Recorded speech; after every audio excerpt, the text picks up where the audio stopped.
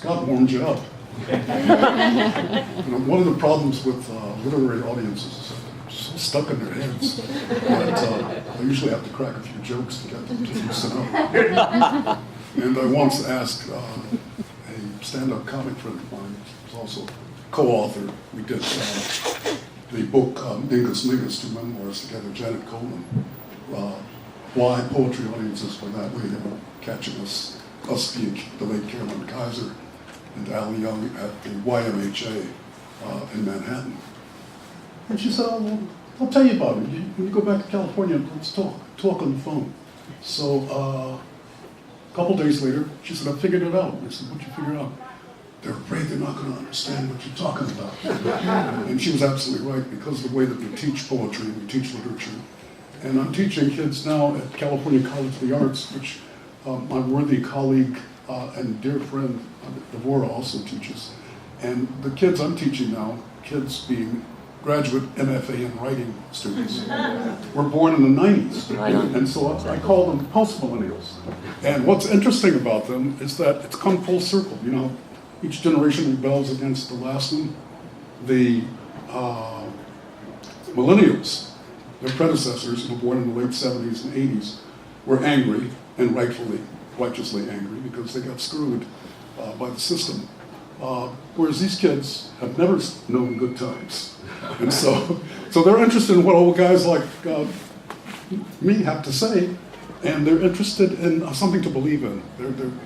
The future of our society really rests with the young, but I'm particularly enthusiastic about this group because they've shown me more of a sense of wonder than some of their predecessors.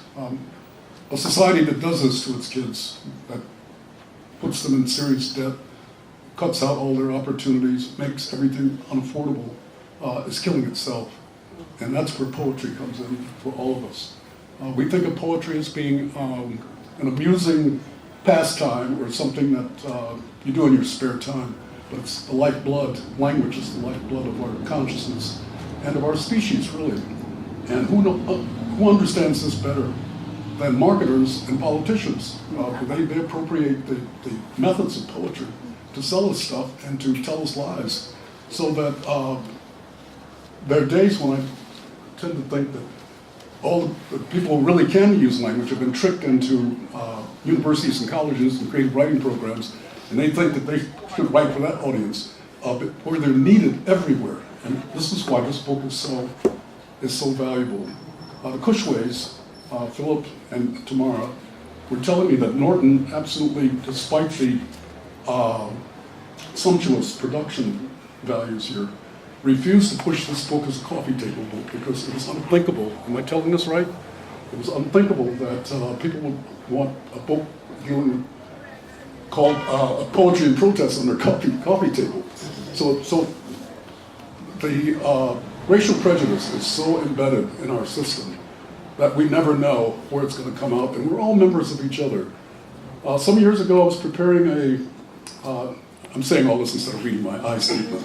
Some years ago, I was preparing a talk, a keynote for Hallmark in Kansas.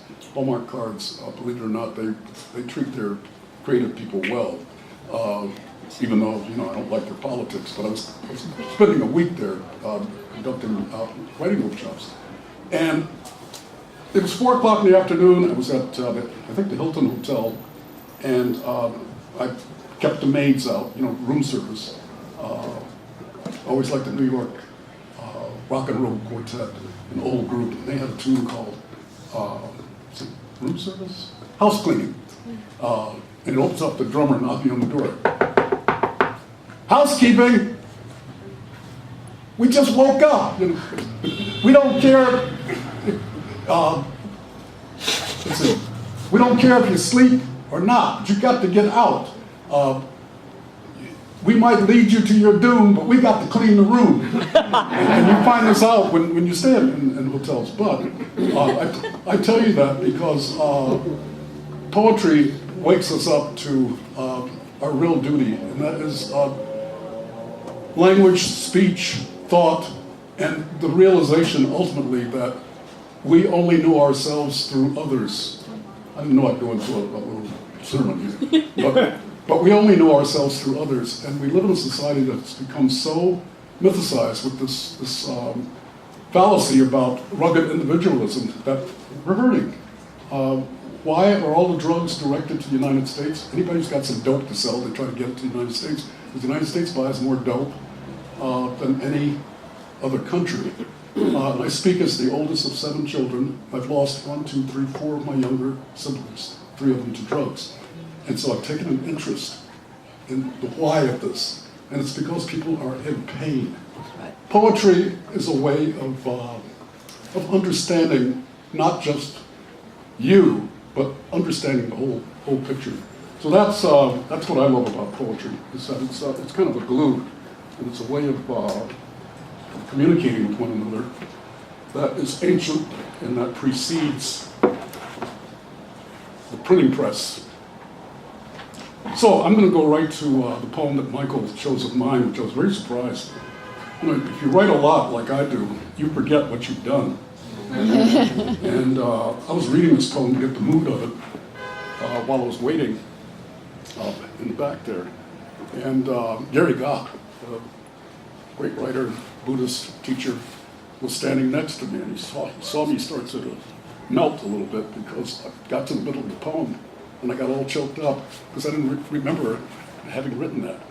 Here's the occasion. It's the 1960s, probably around 62 or something like that. I was in Berkeley. I was a transplant from Ann Arbor. And when I think back on some of the things that I did, they are mythic. For example, right across the street, there used to be the Jazz Workshop.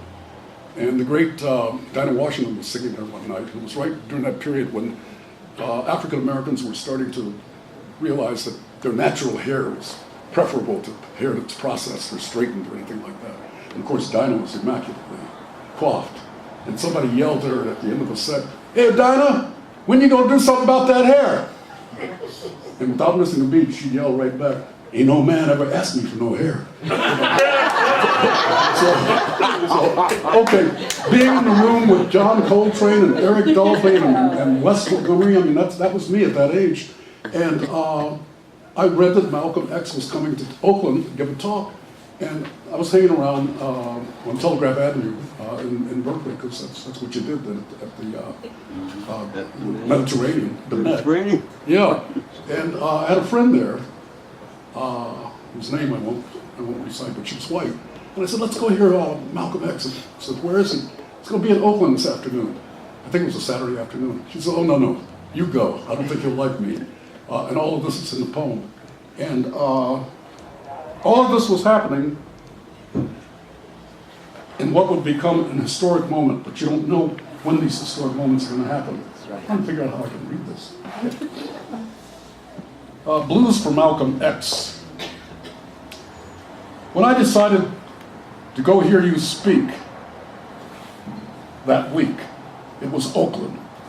It was way out west. It was long before Bluetooth tech. It was youth. Way back before the truth got put on commission. I was older than the early 60s, younger than Rain. It was when a cafe colleague declined my invitation for her to join me to catch you that I got it right. She was white. She declined. She declared, "No, you go. I don't think he'll like me very much." My political black friends, none of them had the time either. I took the bus. To bust the chops of integrationists, your mission exactly. You carried it out with charisma and charm. For dignity and equality you spoke. I love all black, brown, red, and yellow people, you said, at the close of your spellbinding talk. Then you blew us kisses. This is memory. Now the very government that shot you down for dead has made you postage. stampable, sendable, critical at last. A snake that hisses, does that surprise you? Official history, a snake that hisses, a snake that hushes, smooths you out, burnishes.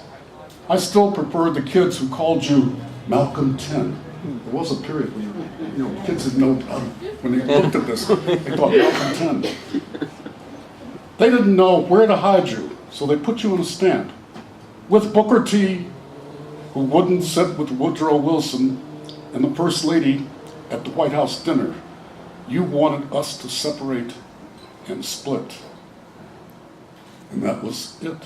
You, Malcolm, would fix the system with that ballot or the bullet. May these blues clarify your red position. I think I'm going to end there and not take up any more time. It's all like a dream. It's all done in language. Thank you.